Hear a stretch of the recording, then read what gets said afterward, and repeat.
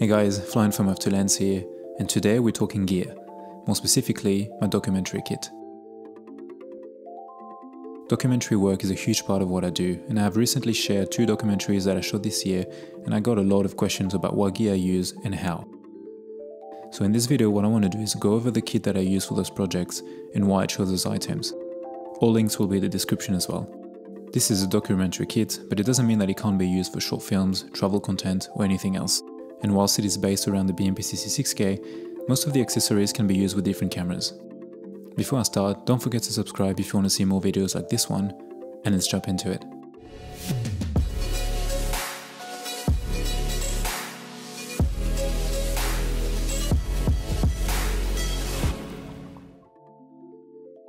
Since this is a documentary kit, the idea behind it is to keep things compact, easy to modify, and that can of course be used in a wide variety of projects. I have removed the cables so it is easier for you to see. This is what it looks like with all the cables plugged in. First, the camera, the BMPCC 6K. There are a few reasons why I decided to use the Pocket 6K as my main camera. The image is beautiful, the dynamic range is impressive, the codecs is strong, and most importantly, it doesn't get in the way when shooting documentary work. It is very easy to use, and things like changing frame rates and resolution on the go is super quick and simple. Speaking of resolution, having a 6K sensor also allows for flexibility in post and makes for a super clean 4K image. The monitor, Small HD Focus 7. After my trip to Antarctica, I realized that I needed more than 5-inch and 800 nits. This 7-inch monitor is bright, light and clear. I love that the batteries last for hours since it is a monitor and not a recorder. When shooting documentary, the last thing I want is to carry heaps of gear with me since I am most likely shooting handheld.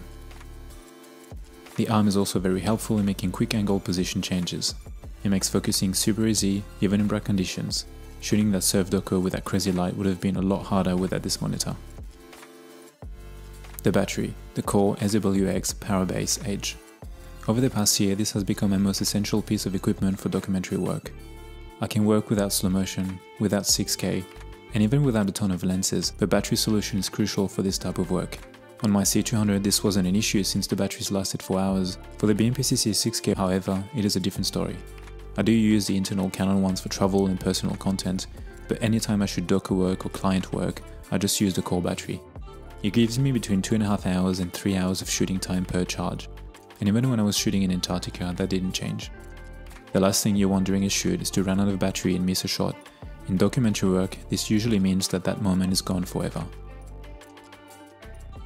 I shot this letterpress doco on only 2 charges during a full day. I highly recommend this battery. Follow focus, Tilta Mini. I don't always shoot with a follow focus, but when you need to make micro adjustments or when shooting with manual prime lenses, it becomes essential. I love this Tilta Mini because it is so small, crazy cheap, and works pretty much the same way a bigger follow focus would. I have used it with still lenses, cinema lenses, and vintage ones with no issues at all. Mudbox Tilta Mini. The other Tilta Mini product that I use is their Mudbox. Again, for the price, this is a no-brainer. Of course, you like the possibility to have 2 filters, but it allows me to fit one cinema ND, and that is the way that I shoot most of the time anyway. It is super light and very easy to pack and carry, which for documentary work is another essential point. Plus it attaches directly to the lenses, which makes it quick to swap, and it includes standard filter threads adapters. I have made a review for both products if you need more info. Cinema filters, Nisi RRND. ND filters are a necessity when shooting documentaries. I don't think I ever shot a project without, especially if you do not have internal ones in your camera. And when it is client work, I just want to make sure that the image is as good as possible, and since the Blackmagic cameras can have some issues with IR pollution, these Nisi filters come in very handy. I have the ND 0.9, 1.8 and a 1.8 black mist. This kit has been with me for a while now and I can't recommend it enough. Alternatively, you can always use variable NDs or circular NDs to save money or time, but then the image quality could be slightly compromised. Mic, Sennheiser MK600. I have to admit I am not an audio guy. But for a documentary project it is very important, so I always do my best to get decent audio when shooting, even though I will be working a lot on it in post. My favorite mic is the Sennheiser MK600. This is my go-to shotgun mic for interviews and the quality is incredible. The great thing about the Pocket is that it features an XLR input, so you just have to buy the cable as well as a shotgun mount like this one and you're good to go. When the weather does get crazy like it was in Antarctica, I sometimes use the Rode NTG video mic. Still great quality, small and light, and has a gain control knob at the back, which is very convenient when on the go. It does like an XLR connection, so keep that in mind. Now we have my small rig cage system. I use the full cage, which is great as it adds mounting points and can also protect the camera from all sides. On top I have an 8 top handle, which is easy to take off. I originally bought it for my C200 and it works very well on the 6K too. I love the mounting options and the feel. It is also very sturdy and gives you a lot of versatility when it comes to shooting angles or just to rest my wrist. Then I use this small rod clamp to attach a short rod in order to mount my fellow focus. Again, trying to keep things as small as possible to be nimble. Inside the camera, there is a Wise C-Fast card, which you can shoot pretty much any configuration on. I like using internal media for docos because it keeps the rig compact and there's less risk of me bumping any cable like if I was using an SSD for example. I have a couple of 500 gigs and a Tera one, which can usually get me through a couple of days. Lenses.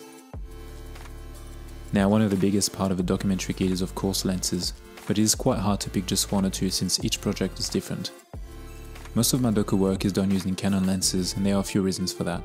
First, they're weather sealed, which means that they will be okay in any environment that I find myself in. They are light, again very important when you need to carry your gear around.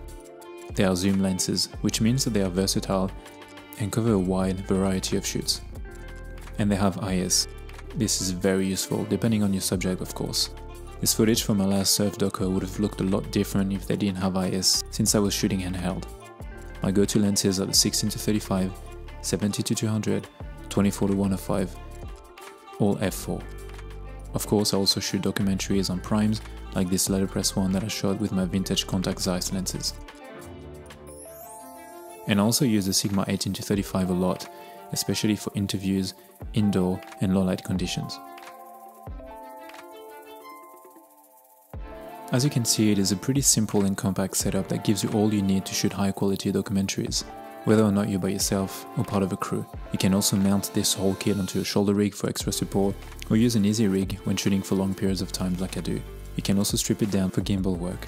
And of course, you have lights and tripods and all sorts of accessories to complete this kit, but I wanted to give you an overview of the core of it. Hope you found this video helpful, don't forget to subscribe. As always, thanks for watching, and I'll see you in the next one. Bye.